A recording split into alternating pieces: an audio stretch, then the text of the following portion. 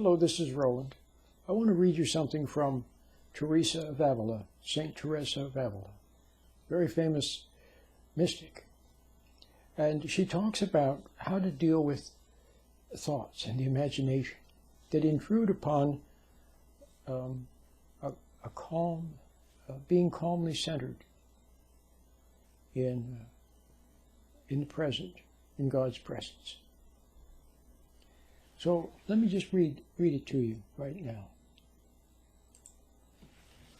She says, and then I'll comment on it later. This is Teresa of Avila. The Way of Perfection is the title of the book that she wrote. One of the books that she wrote.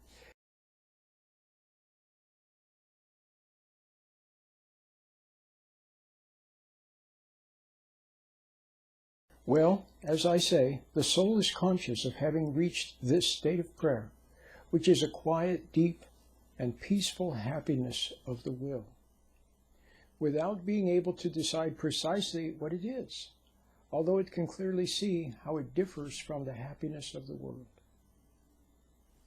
To have dominion over the whole world with all its happiness would not suffice to bring the soul such inward satisfaction as it enjoys now in the depths of its will.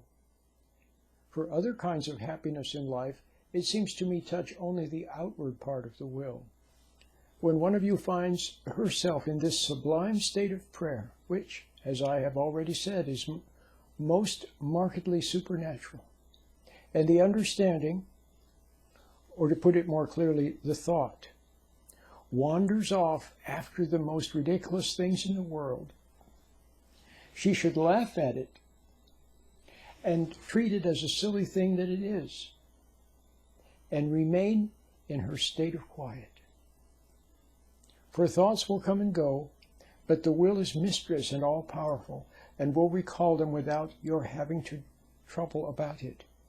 But if you try to drag the understanding back by force, you lose your power over it, which comes from your taking and receiving that divine sustenance, and neither will nor understanding will gain, but both will be losers.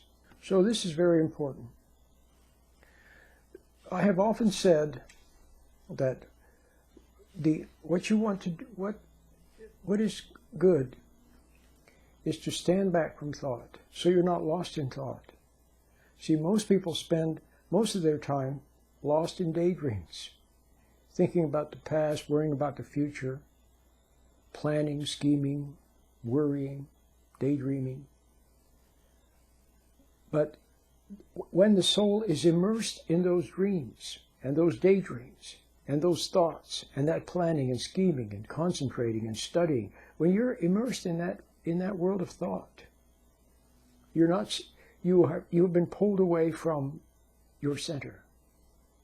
Let me say that again. When you are immersed in thought, which most of us are most of the time, when you're immersed in thought and feelings and imagination and so on, and worry and planning and goal setting and studying, you have been pulled away from your center. In your center, when the soul is in its center, it partakes of God's light, and it surveys everything in God's light. It sees things for what they are. Okay? And as such, it is not only safe, but it has power. And the power is from God, from the light, from being in its center, from not responding to temptation, for not going along with, giving into, falling into, floating away with temptation. You see how I say that? So first temptation is on the outside, and then it's on the inside. Isn't it? So either way, it's temptation. Whatever it is, it wants to pull you along with it. So, but if you try to struggle with those thoughts, then you lose the moral high ground. And you fall into them, and now it's like you're mud wrestling with the thoughts, okay? You've heard that old term, mud wrestling? You don't want to lose that being centered. You don't want to lose the moral high ground. So there's great wisdom in simply not reacting, not responding. And what those thoughts want you to do is to give in to them and float away with them. But can you see that they're not your friend, that they're temptation? But if you if you struggle with them, that's also a form of going along with them. Because now you're grappling with them. You're involved with them. Yes, you're involved with them. You're engaging them, you see? So the secret is just to stand back and watch them. Let them flow past. Let them drift past. Don't get pulled in. Snap out. And if you get pulled in a little bit, then snap out. If you get pulled in a little bit, snap out. And you will be able to, as long as your soul is in its center, observing objectively. It's called getting the big picture. Okay? It's like if you're talking to someone and you see they're trying to start an argument. See? You might even fall into it a little bit, but then all of a sudden you take a mental step back and you realize what's happening, and see, now you're no longer involved. So listen again to Teresa, what she says. It's so good. When one of you finds herself in this sublime state of prayer, which, as I have already said, is most markedly supernatural, and the understanding, or to put it more clearly, the thought, those are her words. In parentheses, she says, or to put it more clearly, thought, okay, wanders off after the most ridiculous things in the world. She, in other words, the soul, she should laugh at it and treat it as the silly thing it is, and remain in her state of quiet. For thoughts will come and go, okay, but the will is mistress and all-powerful, and will recall them without your having to trouble about it. In other words, if a thought if there should be a thought that's of value, something of value, okay, then it'll be present again.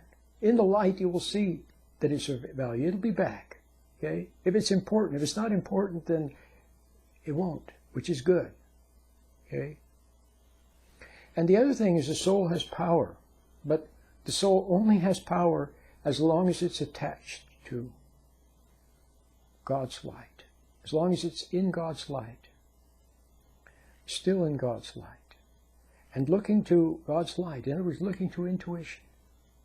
Always checking with conscience. It's another word for intuition. Okay? As long as the soul is there, it has power, but it's not its power. It's power from God. To see clearly, to discern what not to get involved with. Okay? But, Teresa says, if you try to drag the understanding back by force, you lose your power over it, because what's happening, it's like jujitsu. You see what I mean? It tempts you to grapple with it, and then it uses your force against you and trips you up. See? Is what it's doing.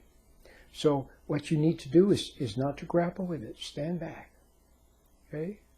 But if you try to drag the understanding back by force, see, what you're doing is you're being tempted to do something on your own. Can you see that that is ambition? See, you're being tempted to step away from God's light and being content with God's light and God's intuition and that power, see, to observe. If you're not content with that and you want to try something on your own, then you lose your power over it, which comes from your taking and receiving that divine sustenance. Okay? So this is very good. This is from Teresa of Avila, Teresa of Avila, explaining what is meant by the prayer of quiet. It's very beautiful, very, very, very excellent advice from Teresa of Avila.